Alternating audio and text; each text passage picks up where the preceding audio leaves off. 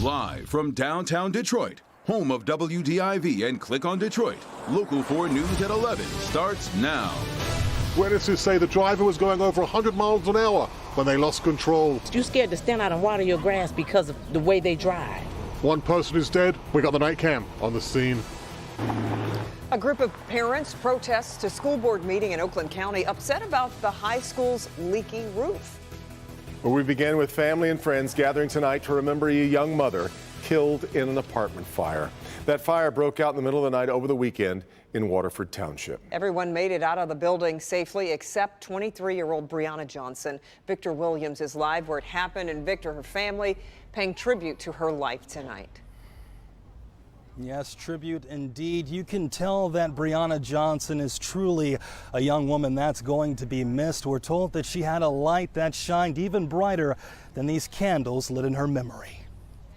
I send the comforter to comfort the hearts of your people, Father God. Friends and family of 23-year-old Brianna Johnson coming together in the same place where the young mother passed away. She was just a sweetheart, a great person, an angel. If you needed her, she was there. I feel like empty inside now. It's like I have that void, and it's like nothing I ever be able to feel it, because it's like a hole here.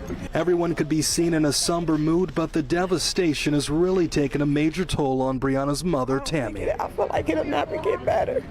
Like it won't ever get better. Just like I'm just gonna always just have that everlasting pain that's just gonna be there. Brianna was an aspiring nurse who would be the only person to die in the fire that broke out in her third-floor apartment. Thankfully, her 2-year-old son, Josiah, was with his father when the building set ablaze. Words can't even begin to express the mother that she was to her son. He was like the light to her tunnel. And quite the emotional moment, Josiah placed a candle down for his mother, too young to understand what was going on. And we're going to continue to uplift her in spirit and make sure he never forgets his mother. She's always going to be watching over him, and we're always going to have his back. We're going to be there 100%.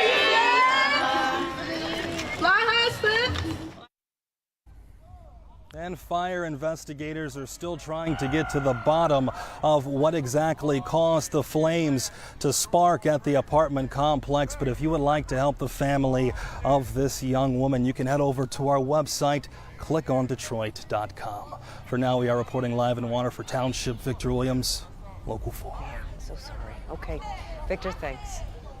Infrastructure needs have parents protesting in Madison Heights tonight, worried about the state of the roof on the high school. Mara McDonald live at tonight's board meeting. These parents demanding a fix, Mara. Devin, they're demanding a fix for the roof, but that's not all. We heard parents talking tonight about real infrastructure concerns here, worries about boilers, air conditioning, and other buildings as well. They would like to see this school board come up with a bond proposal that the voters will go for. Drone 4 flying over Madison High School this evening to see what the issue is. And there's the patch of roof that's a significant problem.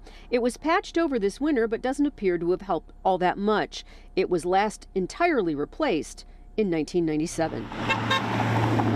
A handful of parents protested the roof outside the board meeting tonight, and some have put together a video detailing how serious the issue is inside. High school, we literally have buckets, garbage buckets, that are collecting water from a leaky roof. A few addressed the school board during its virtual meeting tonight. Concerned with the conditions of the building that have continuously gotten worse over the last 3 years. Covering up the issue with new ceiling tiles or patchwork, it doesn't fix the problem. It's like putting a Band-Aid on a critical wound. The district put out a request for proposal for a new roof at the end of last year, but money is an issue. The last school bond proposal went down hard, and so far the school board has not come up with a new one.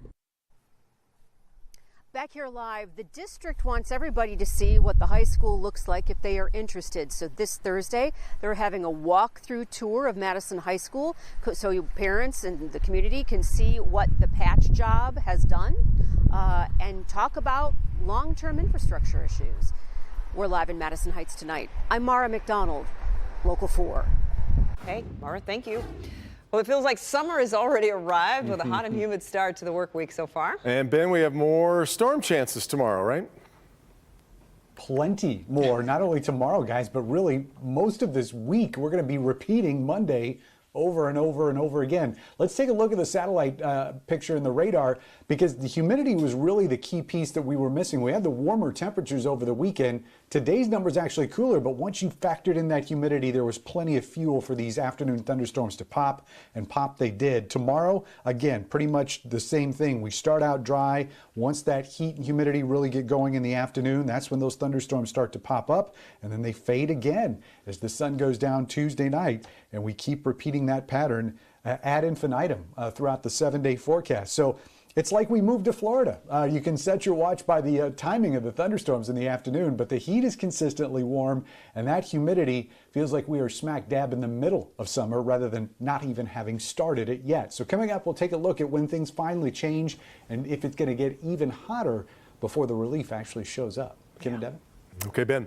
A woman is killed in a high-speed crash near Detroit Golf Club. That's right, and neighbors say speeders have long been a problem in the neighborhood, and the situation is only getting more dangerous. Tim Pamplin is on the scene with the night cam. Fast wasn't the word. They were flying. Witnesses reacting after this awful car crash along 7 Mile Road claims the life of a lady in her 20s and leaves a man seriously injured. You know, my wife, first thing she did was start saying prayers because it didn't look good. Witnesses report the driver was weaving in and out of traffic with his female passenger in the vehicle, speeds up to 100 miles an hour. Residents say the speeding, reckless driving has to stop. The kids can't play, you can't ride your bike. You scared to water your grass. You scared to stand out and water your grass because of the way they drive. It's ridiculous. After the Blue Avenger clipped another vehicle, it started rolling down 7 Mile, taking out the utility pole and throwing both the occupants out of the vehicle. Now DTE is on the scene. They're going to try and get these power lines fixed. They say power's out to about 100 residents. Should hopefully be back on by midnight. That is the scene along 7 Mile with a night cam. Tim Pamplin, Local 4. It's terrible. All right, Tim. Detroit police and the FBI exhume remains from Gethsemane Cemetery after concerns that people may be buried at the wrong grave sites. Police tell us one of the 7 graves dug up today was found to be at the wrong location. It comes after a family went to move their loved one to another cemetery and found his body was not where it was supposed to be. At least 50 other families called a hotline with concerns about their loved ones. We got the runarounds about where she actually was buried, where she actually supposed to be buried at this time. So we're waiting to see. She's going to be dug up to make sure she's where she's supposed to be. In fact, police are going to be exhuming the remains of 20 people, but we're told it is not a criminal investigation. In tonight's coronavirus headlines, the CDC finds being fully vaccinated is extremely effective at preventing coronavirus infection. Researchers found risk of infection is 91% lower for people fully vaccinated with the Pfizer or Moderna vaccine. Meanwhile, the state reports 419 new cases and 11 additional deaths over the past 2 days. The state's vaccination rate is up to 59.7%. Attorney General Dana Nessel is working to cut DTE's requested natural gas increase by 90%. DTE Gas is requesting a $195 million increase. That would be about an 11% hike for residential customers. Nessel is calling the rate increase request both excessive and unreasonable. And she is urging the Michigan Public Service Commission to cut the rate hike to $19 million, which would be about 2% per customer. Former Detroit City Councilman Gabe Leland is sentenced for misconduct in office. A judge sentenced Leland to 2.5 years probation. He pleaded guilty in May to accepting an illegal campaign contribution of $15,000 cash and free car repairs for his vote. Leland also resigned from his seat on City Council. Federal bribery charges will be dropped as part of Leland's guilty plea. Still ahead, a Metro Detroiter claimed on Facebook that officers pepper sprayed him and threw him to the ground. Police, let me see your hands. Police, let me see your hands. Do not move. The body camera video that paints a different picture coming up. And Kid Rock under fire for an onstage outburst, what he was recorded saying that has many calling for an apology.